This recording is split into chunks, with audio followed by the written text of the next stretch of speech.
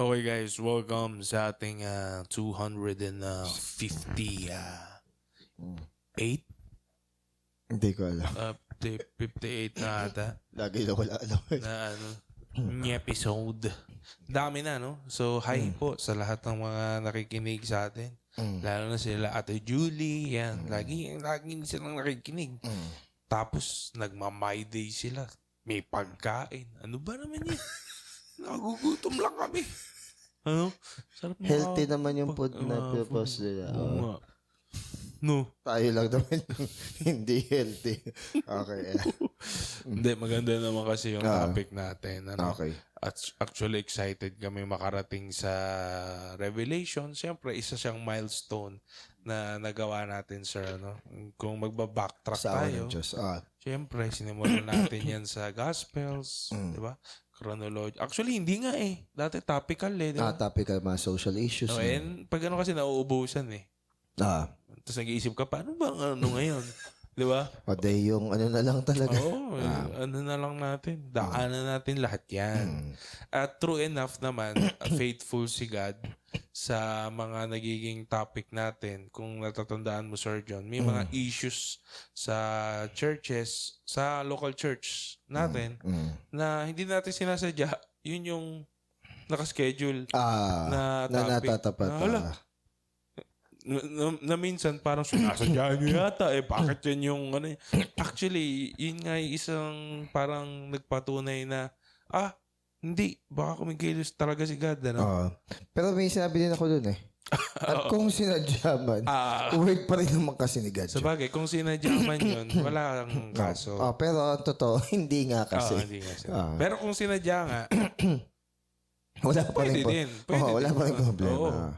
Kasi ang word ni God ginagamit yan for rebuke, di ba? Ayun. Ang masama, yung sinadya mong saktan. Pero yung yung sinadya mong sabihan, yes. Sinadya mong i-rebuke, ayun. Well, ang tao kasi allergic minsan sa rebuke eh.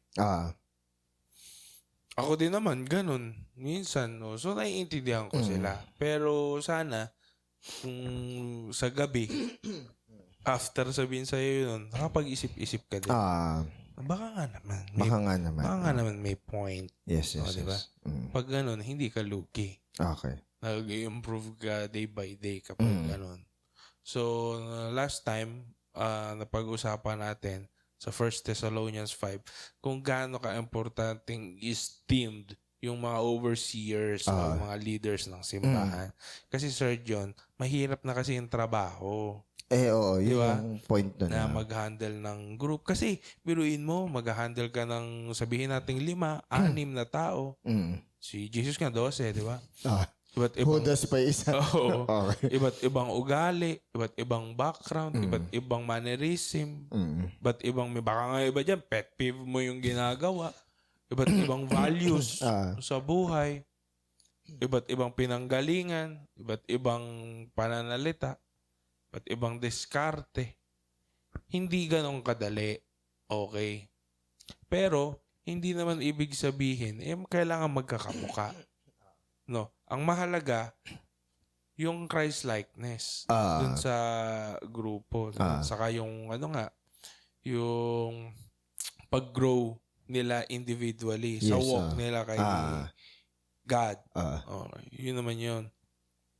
So nga lang, humihirap nga pag nadadagdagan ng mga unnecessary issues. No. Kaya nga sinabi, i-esteem nyo sila. O mahalin nyo sila. Parang lang yan, di ba Sir John, yung nasabi natin last week. Parang magulang, uy, kung hindi ka naman nakakatulog, huwag ka na dumagdag sa problema. Kasi ang kadalasang issue sa mga churches, sa mga cell group na yan, mga Bible study group, yung tampuhan. Hindi napansin. Yung mga ganon, di ba? Hindi na isama. Hindi na isama sa GC, o kaya hindi ako nabila ng cake, yan, pag birthday. Yung mga ganyan eh. Yung mga ganong issue eh. Ngayon, kung di naman sinasadya, di, tawarin mo. Yes. Pero, yun nga, let's make major. Okay. and minor. Yes. Di ba? Yan ang naman yan eh. So, yun. So, ang kabilang banda naman doon, may mga leaders din naman kasi na abusive. Madami. Oo. Mahalin nyo ako. Kasi ito ang sabi sa Biblia. Wala ng tubig. Ay, sorry. Hindi, ako na. Oh. Ato, habang kumukuha si Sir, magmo-monolog muna ako. No, din lang yan sa rep, Sir. Alam mo naman eh. So, yun naman, pamilyar naman kayo doon na may mga simbahan talaga.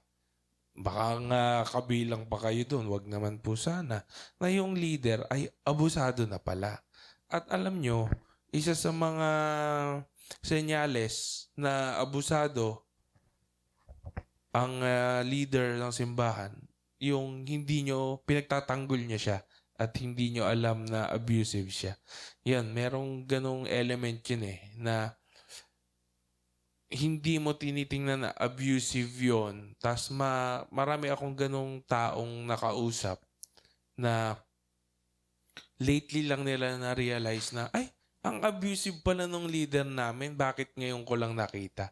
Pero noon pa man din pala, red flag na siya. Tapos noon lang niya napansin sa dulo. Yun nga eh, kasi nga, kapag ikaw na manipulate ka, nung bata ka, hindi mo iisipin yun. Tulad ng mga nakakausap ko before, na nasa abusive na church organization, is, ang sabi, bakit noon kasi, kapag napapagalitan kami at may hindi magandang ginawa sa amin, ang nasa isip lang namin, ay hindi, para naman to kay Lord. Oo, tapos hindi dapat sa tao tumingin. Laging ganun eh. So, tinatanggal yung accountability kung may pagkakamali naman talaga. So, yun. So, parang nagbubulag-bulagan na lang. Ang problem kasi, kaya kahit pag nakakausap natin ibang tao, hindi naman nila iniisip na ina-abuse sila. It is because na-manipulate na nga. So, in short, na-train sila na ganun mag-isip. So, therefore, sa kanila, ala yun. Kaya nga, yung tinatanong ko, yung, kunwari, yung tagapamahala sa INC, nung nag-rally baka ako andun. Yun. Sino yung tagapamahala? Yung talagang, yung main, nandun ba talaga? yung pinakapuno. Tapos tinanong ko, may mga politiko ba na umano dyan? Yun kasi yung mga nakaka-off eh. Sabi kong ganon, alam nyo, bibilib na sana ako sa inyo eh. Kulang lang na isa.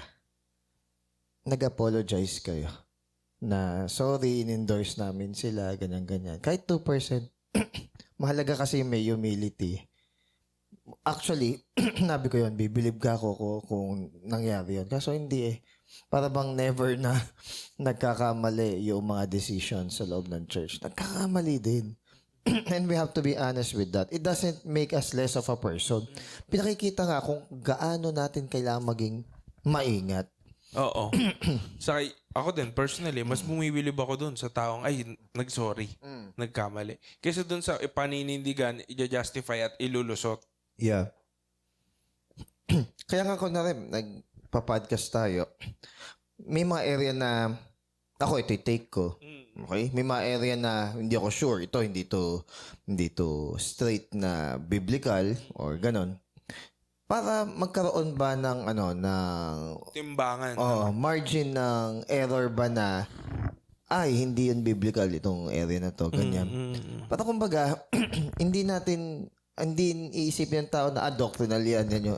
Ang nangyari kasi even ngayon may mga churches na nagiging modern day Pharisee na yung utos lang dahil mali yung pagkaka-interpret dun sa passage sa Bible, sa imbis na tradition, nagiging practice na as if scriptural sa loob ng simbahan. Yun. Ang daming ganun. Ang daming practice.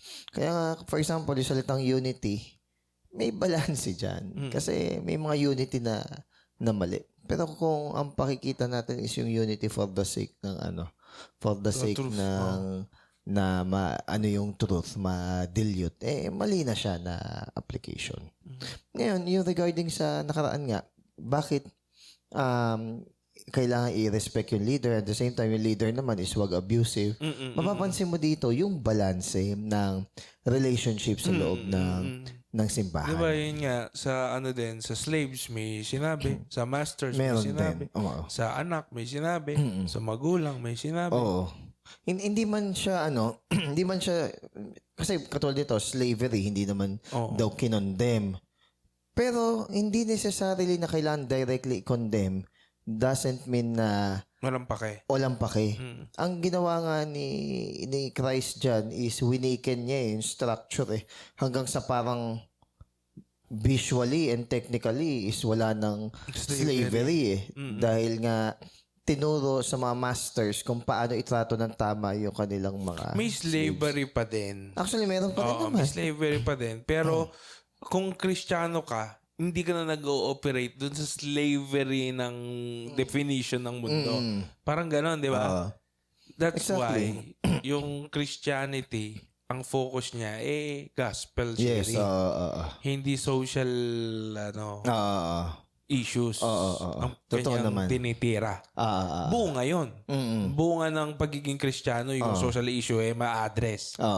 Pero hindi yun yung... Pero hindi yun yung pinaka-focus. Oo. Kaya syempre, tayo, hindi naman tayo yung nagrarally, di ba? Na, Yes. Outs, di ba?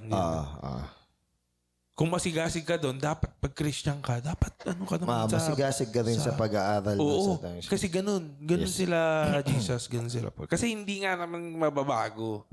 Di ba? Saka yun yung main talaga. Hindi naman talaga. Okay. Sa ano na tayo? Verse 23. Hanggang 24. Mabilis lang tayo. Pero matagal din. Naway lubusan kayong gawing banal ng Diyos na siyang nagbibigay ng kapayapaan at naway panatilihin niyang walang kapintasan ang buo ninyong katauhan, ang espiritu, kaluluwa at katawan hanggang sa pagparito ng ating Panginoong Hesukristo. 24? Hanggang 24. Dapat ang tumawag sa inyo tapat ang tumawag sa inyo at gagawin niya ito. Okay. Yung term na ginamit dito sa English is sanctify. Pag sinabi kasing sanctify or made holy, ibig sabihin nun, ibig sabihin nun, sinet apart ka. Okay? Binukod. Binukod. For example, ng tao, may damit yan, pero iba yung damit pang kasal. So, ibig sabihin, itinangi yung particular na damit na yun for that particular reason and situation. Katangi-tangi. So, kung pag sinabi na isanctify tayo ni God, sinet apart tayo. Ibig sabihin, iba tayong mag-isip, iba tayong makisalamuha, iba yung practices natin para makita na distinct tayo doon sa practice at saka sa culture ng mundong ito. Kasi if we are just like the world, baka naman makamundo talaga tayo. Yung sinasabi ni Paul Washer, you talk like the world, you speak like the world, you move like the world, you dress like the world. So, kumbaga, baka naman yung world ay buhay na buhay sa'yo. Dress like Britney Spears. Siguro parang na yun siya, sikatan. Yun yung sikat. Tagal na pala, no? Siguro ngayon, ang gabanggit baka Taylor Swift kasi yun yung sikat. But not necessarily na atake dun sa tao, but yung culture ang tinatawag. Okay? So basically, yun ang gusto ng Diyos sa atin. May set apart tayo. Because we might be on this world, pero hindi kasi tayo off this world. Hindi tayo pagmamayari ng darkness, hindi tayo pagmamayari ng maling culture. So, sabihin, may ano ka talaga, no? May pagkakakilanlan ka bilang Christian. May mga bagay kang hindi mo ginagawa kasi Christian ka. O hindi mo karakter dahil Christian ka. Yun ang nagpapa-separate sa'yo. At meron din naman na ginagawa mo na supposedly others would expect na hindi mo kailangan gawin yon, but still you do it because Kristiyano ka. Ayun. May ano tawag doon? May distinction. Ayun. Okay. Distinction. Tapos ang tandaan natin, ang nagpapabanal at nagpapalinis sa atin is si God. Siya mismo yung hands-on na nagbabago ng desire natin. Siya yung hands-on na nag-aayos ng ating kaisipan. Nag-aayos ng ating mga pananaw sa buhay. Siya din yung nagme-make sure na hanggang dulo, kukumpletuhin niya yung process noong pagpapabanal sa atin. Siyempre, hindi He's naman faithful. hindi naman nagsimula yung Diyos tapos iiwan tayo tapos Nang ghost, gano'n.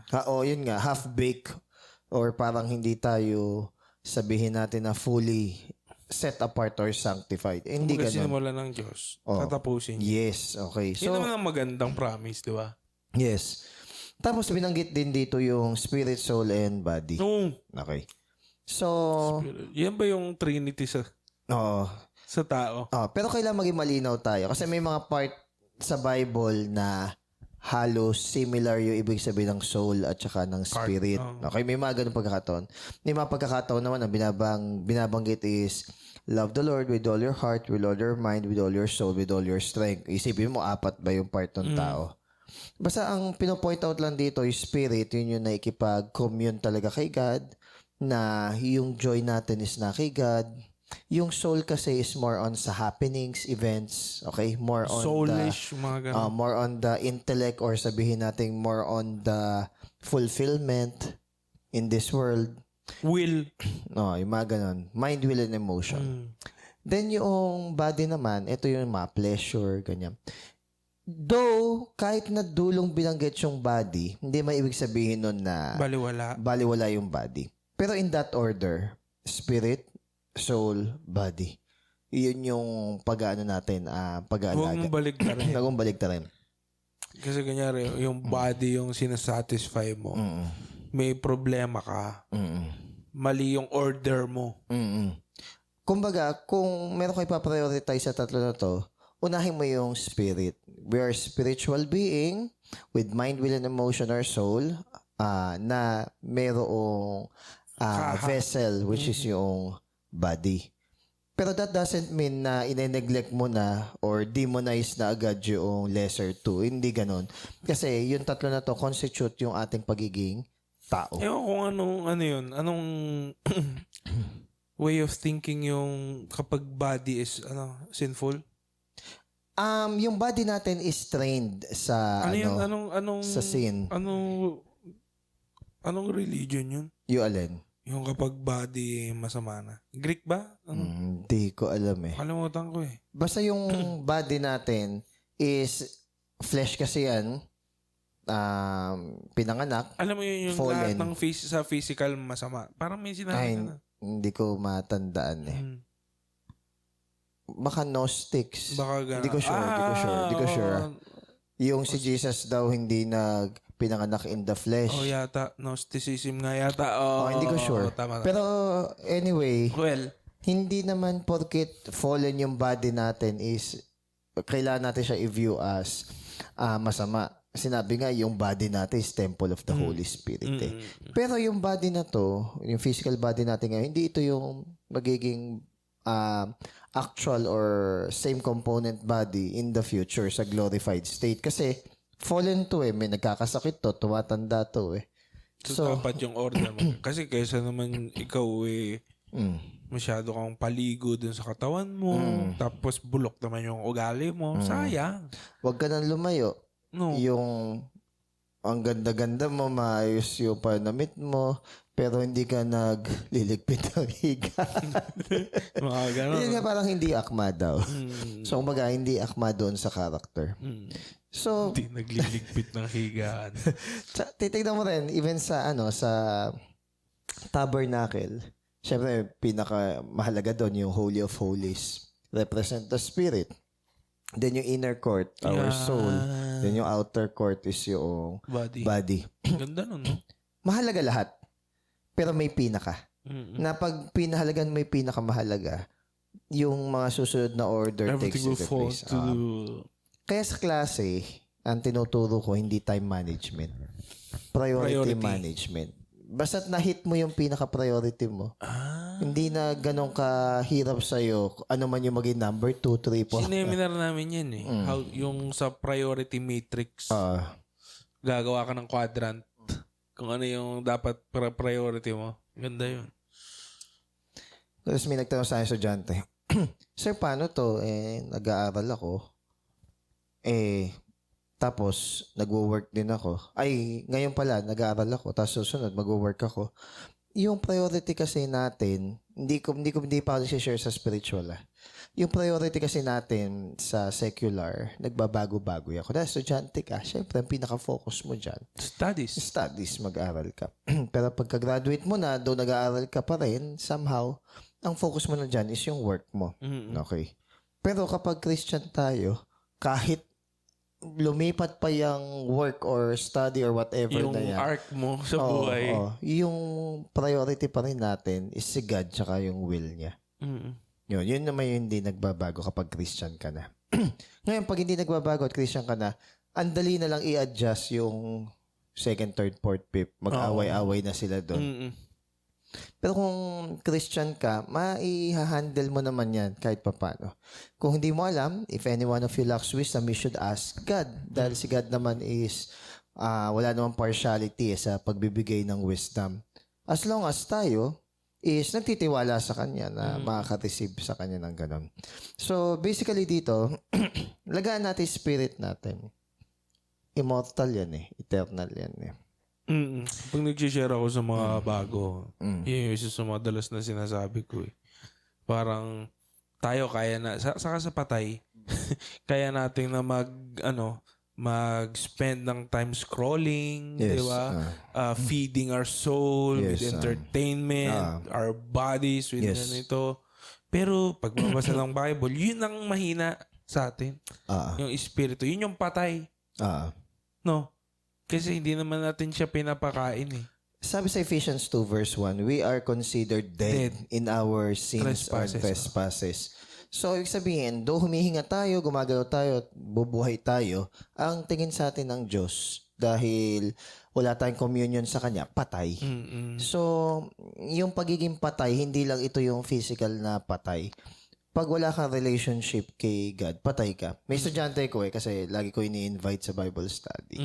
Busy daw, di nalala ng oras, pero sabi niya, pero sir, nagsisimba naman ako tuwing linggo. Nalungkot ako kasi estudyante ko sa world religion Sabi kong ganon. Pasensya pati, nagulat lang ako, hindi niyo pa rin pala naintindihan iyon tinuturo ko noong teacher niyo ako. Hindi porket nagsisimba pag linggo, yun na yun. Kailangan meron kang maayos na relasyon sa Diyos.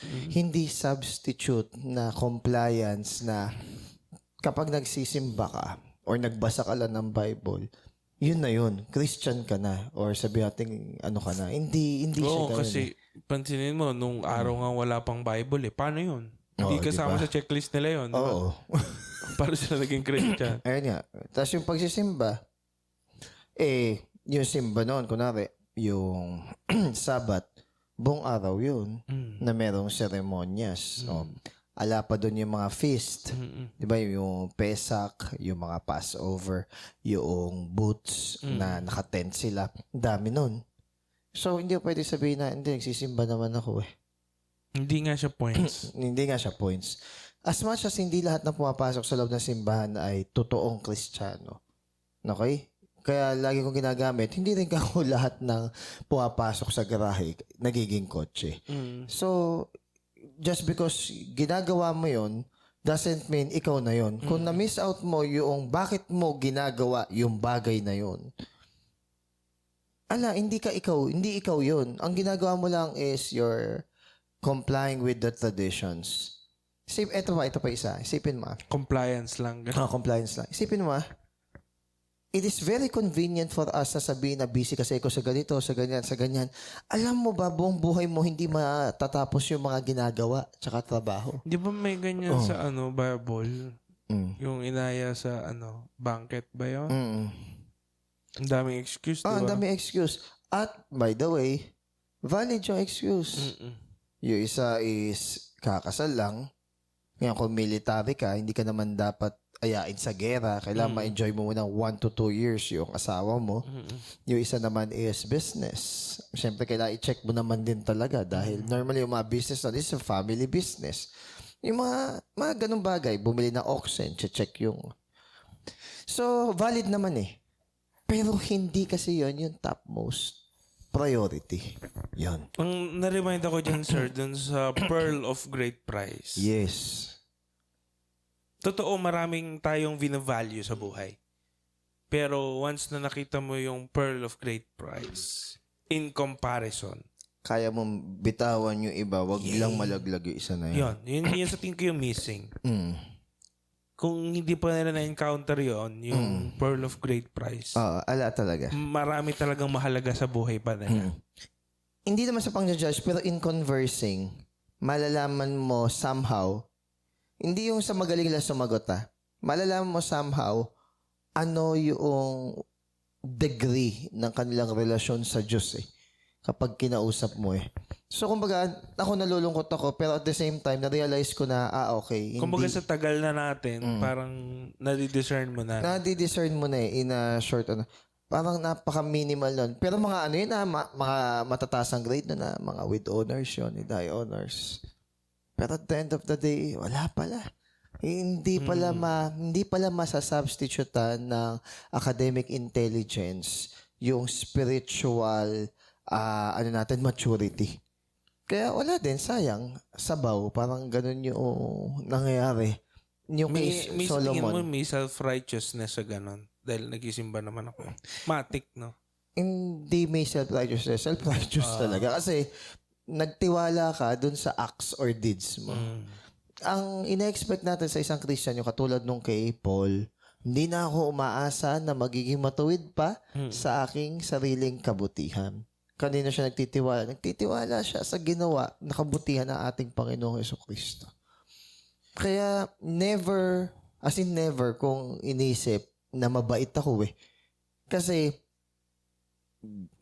masakit nga ako minsan magsalita, diretso nga ako magsalita. Tsaka yung kabutihan na pwedeng maging ako, alam kong hindi sa akin galing yun. At hindi magmumula sa akin yun. Kundi kay Jesus lang.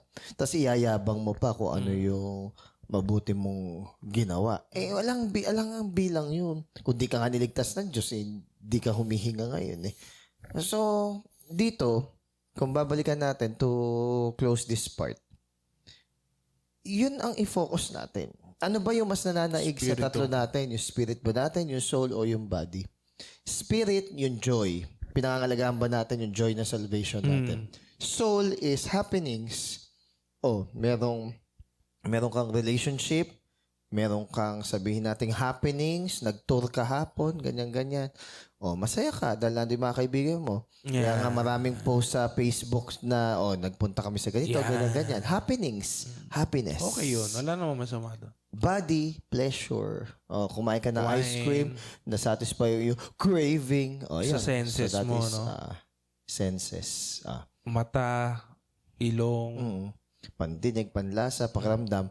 So, sa tatlo na yon, ano yung pinaka mabigat sa'yo? So, lalabas naman sa'yo yun. Kung ano yung pinahalagaan mo. Yung kahit di mo resibo, no? sabihin. May resibong lalabas. Oo. So, sana, ang pinaka nananaig yung ating spirit. In that order, spirit, soul, body. Okay, next, 25-26. Mga kapatid, ipanalangin din ninyo kami. Batiin nyo ang... Ito na yan. Batiin nyo ang lahat ng mga mananampalataya bilang mga minamahal na kapatid kay Kristo. 25-26 yan? Okay na. Hindi binanggit yung batiin nyo ang inyong mga minamahal sa pamamagitan ng banal na halik. Diyan ba yan? May ganyan. Dito kasi wala. Okay. So, sabi dito, mga kapatid, ipanalangin nyo kami. Kiss. Okay. Tapos yung sumunod is batiin nyo yung mga brethren natin with the holy kiss. Ano bang nangyari dun sa pag-aaway na yun dati? Dun sa banal na halik? Yung beso-beso, diba? Ito. May explanation kasi dyan. Explain ko lang yung bakit nanghihingi si Paul ng prayer. Sige. Okay. Siyempre, humble, yung humility ni Paul is andon. Kailangan pa rin yan ng prayer talaga. Tapos, bago din kasi yung, kumari, mga batang Christian pa lang kasi to yung Thessalonians. So, mga tinuturuan niya na ipanalangin din yung ibang tao. So, nire-require ni God na yung kanyang mga tao ay ipanalangin yung kanilang mga leaders, yung mga sabihin natin na overseers sa church. Parang, command yun. Kasi, ikaw, libre kang tumatanggap ng wisdom or ng karunungan galing sa mga leaders, overseers, or facilitators sa loob ng church. Yung simpleng ipanalangin mo naman sila, wag mo naman ipagdamot. Parang gano'n. Oo. Tsaka, yun yung concern na pwede mo ibigay eh. Yung malaking bagay yun eh, ipag-pray mo eh. Di ba, gaya nga nung shinare mo kanina sa Psalm 130, na pag nagpe-pray ka, hindi mo iniisip na sasagutin mo to ni God o hindi. Ang nasa May hope isip ka. mo is darating yung answer, darating yung result. Hindi mo tinatanong sa, yung watcher, hindi iniisip, sabi mo nga, kung sisikat yung araw o hindi. Alam mong sisikat yung araw, hinihintay mo lang. So parang ganon, na kaya ka nanghihingi ng prayer sa mga brethren mo, it is because kailangan mo. At alam mo na sasagutin yun ni God. Especially if yung mga brethren mo na to, righteous naman din yung pamumuhay. The prayer of the righteous avails much, di ba? So, ano ang naghihinder sa atin para ipag-pray yung ibang tao? Tsaka, hindi ka gumastos dyan ng pera. Hindi ka nagpautang Patatamaan dyan. mo Hindi pa, ka, no? oo. Kumbaga, Mag-intercede ka. tsaka hindi ka gumastos, hindi ka nagbayad na ano. Parang ano lang yan eh, yung bumati ka na happy birthday. Oo. Hindi ka naman nagregalo, hindi ka na... Pero pinakita mo na concern ka sa tao. I'm not saying na yung pagbati ng happy birthday at saka pagpe-praise the same. I'm just saying na kaya mong gawin eh. Hindi ka naman mababawasan ng ano dyan eh, ng material wealth or whatever eh. Pero pinakita mo sa tao na mahalaga yung tao na yun. Kaya kunwari nalaman ko na birthday nga pala. Konting effort Oo. naman. Ganun. Kunwari nalaman kong birthday, tas late ko ng ano, so sorry talaga, pasensya, hindi kita nabati. Sincere na, sorry. Kasi hindi mo na ako matandain sa birthday. Pero effortan naman natin yung paggawa ng ganong bagay. Gesture. Yun. Ngayon, itong... Yung prayer, mas lalo. Oh, yung prayer mas lalo. Okay, because prayer is the language of the poor ng mga dependent kay God. Okay? At saka yung prayer, hindi nauubos yan. In short, anytime na gusto mong ipanalangin tong bagay na to, direct call or direct communication naman tayo kay God eh. So, kumbaga, wag sana tayong tamarin. Sabi nga ni Spurgeon, kung binigyan ka ng desire na mag-pray ka. Kasi minsan wala eh. Walang desire. Ngayon, pag wala kang desire mag-pray ka rin. Kasi nakakatakot yung ganun na bakit walang desire. At all times. At all times. Then, yung pagpapakita nga ng concern na to is yung basic lang na greetings din sa kapwa natin. Kaya nga may preaching ako minsan na ano eh. Ano tawag dyan sa etiketa? Ganun lang. Ganun ba tawag dyan? Etiquette, basic. Yung basic ano lang, kindness lang sa kapwa. Yung basic lang na babatiin mo naman, mag-hello ka naman. Lalo ngayon, mga estudyante, pag hindi ka teacher. Actually, kahit teacher ka, yung magkakabanggaan na kayo, hindi pa bumabati eh. Sa opisina, sa aming sa provincial government, nagkaroon ng memo. Ang official kasing bati ng Service Excellence, Filipino Service Excellence pa, parang ganun, FBSE. Filipino Brand of Service Excellence. Mabuhay. Okay. Oo. So, pinapractice namin yun. Mabuhay. Doon naman kasi nag-start lahat eh. Would you imagine, ang estudyante ko, grade 11 and 12, tinuturo ko pa yung paano mag-sorry, paano mag-thank you, paano mag-ask ng permission. Tingin mo sa generation ngayon, medyo nawala yun. Yung mano, yung gano'n. Yung pagmamano, Nandun pa rin. magiging particular ako dyan. Hindi ako nagpapamano sa hindi ko kamag-anak talaga. Okay. Binabaklas ko kasi yung image na ang tawag dito, highly esteemed ako sa kanila. Kaya hindi ako nagpapamano. Tsaka, Appear na lang gano'n. okay lang din naman, no? Kaya kahit hello. Ayoko kasi ding tumanda. Wala lang yun, symbolical lang. So, hindi ako nagpapamano unless kamag-anak ko. O kaya yung bata talaga na, kunwari, mga anak pa, hindi, kahit yung anak ng teacher na 3, 4, 5 years old, yung gusto kong ipasa yung values. Pero kunwari, may isip na grade 11, 12, hindi na ako nagpapamano sa mga ganun. Okay, baka bigla ako hingan. Diyan inaanak mo. Pag inaanak ko, oo. Pwede. Pahingan ako ng pera eh. Ngayon, Pero papasko. Pero itong tatlong mahalaga, magpasalamat, mag-sorry, at saka mag-ask ng permission. Excuse. Lagi yan. Laging tinuturo. Kahit na kunwari, pinagsabihan ko, hindi nag-sorry. Po-point out ko yun. Kahit magiging panis yung pagsasorry niya kapag sinabi ko. Kahit magiging walang value yung pagsasorry niya. Kahit lipas na, sabihin ko, may sabihin pa ba kayo? Wala na, sir. Hindi man lang talaga kayo mag-a-apologize, ano? Ay, sorry, sir. Very good. Sabihin ko pa talaga yon. Ngayon, awkward yun. Pero sinabi ko naman sa kanila na di baling magsakripisyo na ako na awkward na magde-demand ng thank you, sorry, at saka ng asking permission para after nung klase ko, i-apply nyo na. Marunong din kayo bumati sa mga teachers kahit hindi nyo kilala. Mga utility, batiin nyo ka ako kahit nasabihin natin na hindi nyo sila ka-close or hindi malalim yung relationship nyo sa kanila. Batiin nyo. Pagiging decente ka ako yun. Okay? Ngayon, balik tayo dito sa greet the brethren with the holy kiss. Kung si Paul andyan, siya ibabati. Okay? Tapos ang time kasi na to, magkahiwalay lalaki at saka babae. Yes, sa culture ng mga Jew, bumebeso ang lalaki. At yung babae may beso din sa kapwa babae. Okay? O diba sa Pilipinas din naman may ganun? Sa mga social nga lang. Oo, sa mga social nga lang. Ay! Ganun beso. O diba ganon?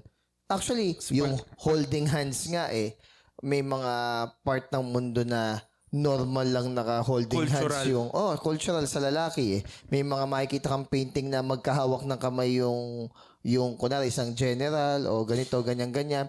Ay, wait. Merong picture, pinakita yun si Quezon. Diba? Si Quezon, parang kahawak pa niya ng kamay si Aguinaldo Aguinaldo. Na pinakikita na good sila, friends sila.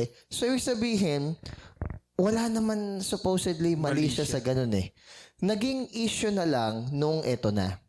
Nung ang nagbebeso-beso nagpapalitan na ng holy kiss is yung lalaki at saka yung babae.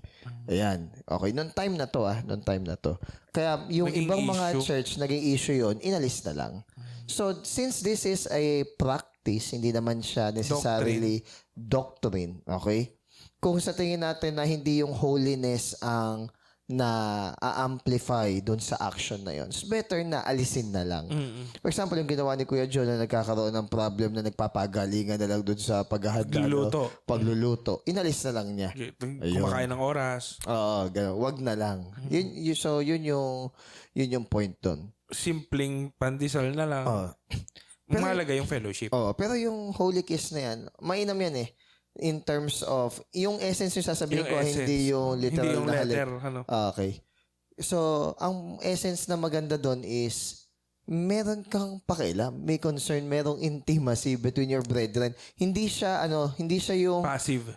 Tsaka hindi siya yung kasama mo lang sa church. Hindi siya ganun Kayo yung church mismo. So, ang baga, community kayo, may pakialam kayo sa isa't isa. Merong friendship, merong bond doon. Kaya nga, ikaw ba iaalaw mong bumeso sa yung sa kanila nga, yung sumama ka lang kumain Ano yun sign ng friendship yun Kaya yun yung reason bakit yung mga Jew, hindi sila nakikisalong kumain sa mga Gentile. Because that is a point of association. Mabigat kasi. So, ganun din sa beso. So, kumbaga, naging issue na lang nung opposite sex yung kiss. So, nagkaroon ng malice. Gano'n naman talaga sa, gano'n naman talaga sa mundo Yung to the pure, all things are pure, but to the corrupt, lahat talaga is corrupt. So, pag hindi na holiness ang na-amplify. Yan.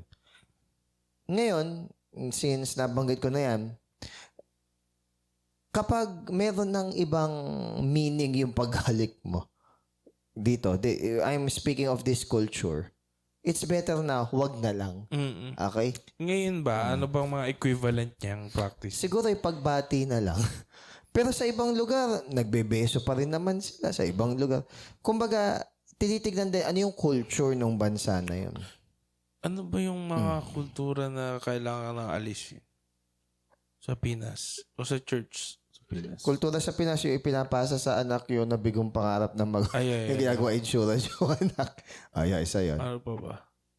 Yung lagi ipapasa sa single kapag may problema yung married. Na kapatid. Ano pa? Yung pag may irresponsableng anak, required na tulungan ng responsabling anak. Tapos pag hindi tulungan ng responsabling anak yung irresponsable na rin siya. Yung mga ganong culture na nire-reward Kardo natin. mo siya, no? Yung nire-reward natin yung mga tamad pero yung mga responsible, mas lalo natin pinahihirapan. Ayun, yung mga ganon na culture. Meron pa, yung sa simbahan is sabihin nating yung mga legalisms sa loob ng simbahan. Ayan, yung mga ganong bagay. Ano pa ba? Yun lang naman, yung natatanda ko. Napapansin ko. Kasi Yung iba kasi common sense na huwag gawin eh. Pero, may mga tao na kulang sa common sense. Yun din na napansin ko. Sa estudyante ko, may mga demanding pa eh. Ang sasabihin ko is, sige, rephrase natin yung pagkakasabi mo. Ganun yung ginagawa ko. Rephrase natin pagkakasabi mo. Ganito siya mas tamang sabihin. Okay?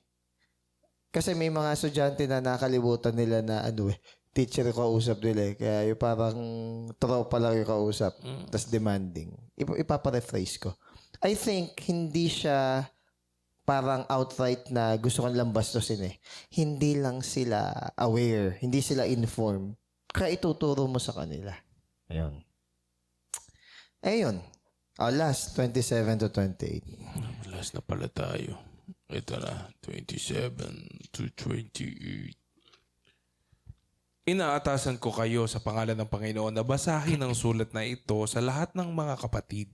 Sumayin niyo nawa ang kagandahang loob ng ating Panginoong Hesukristo. Okay.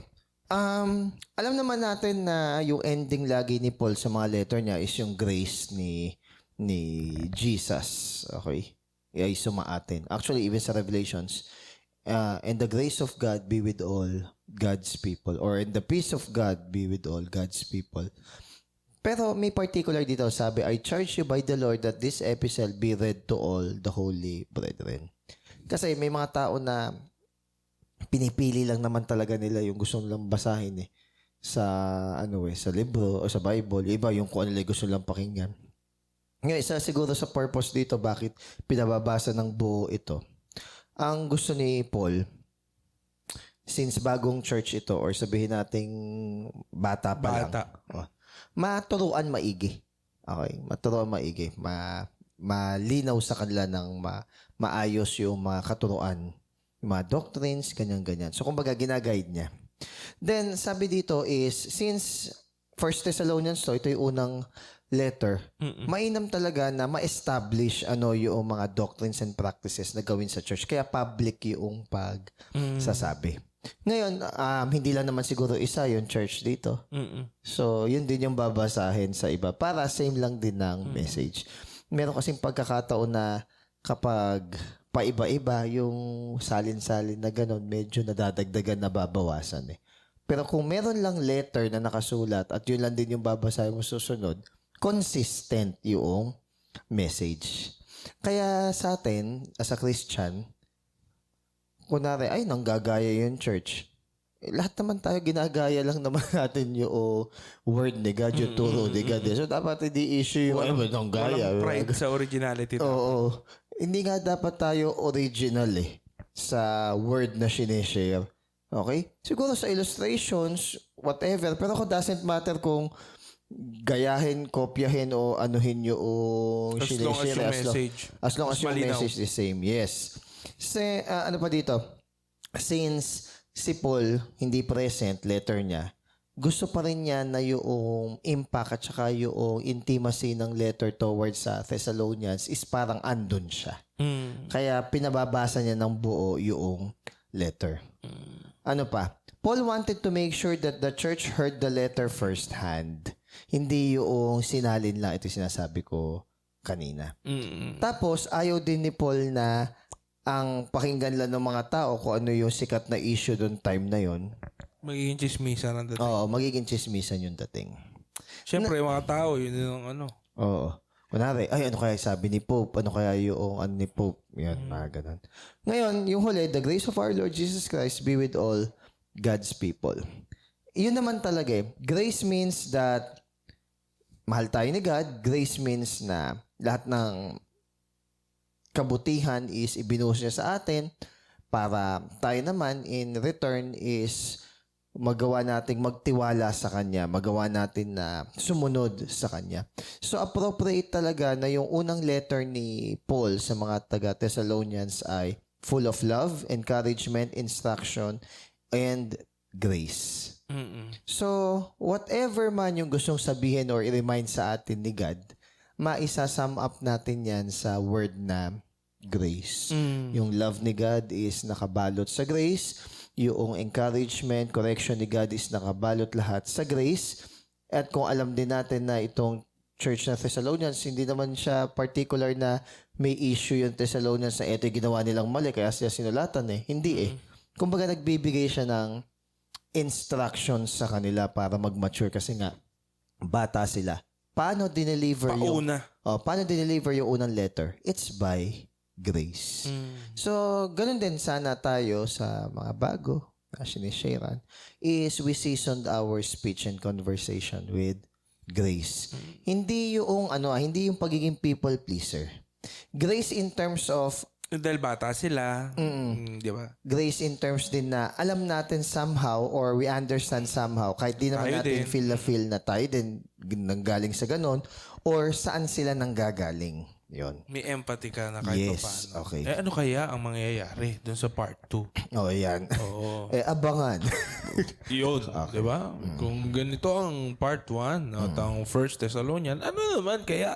Bakit mangyayari kailangan pa ng pangalawang letter? Sulatan. Ano kaya ang ating matutunghayan? Abangan. Okay. Next episode Okay. sa Second Thessalonian. Yeah. Tama ba? Tama. Tapos Timothy na. Yes. Tapos Malana. Sige. Thank you. Guys, bye. Bye-bye. Ayun, yung Timothy, dalawa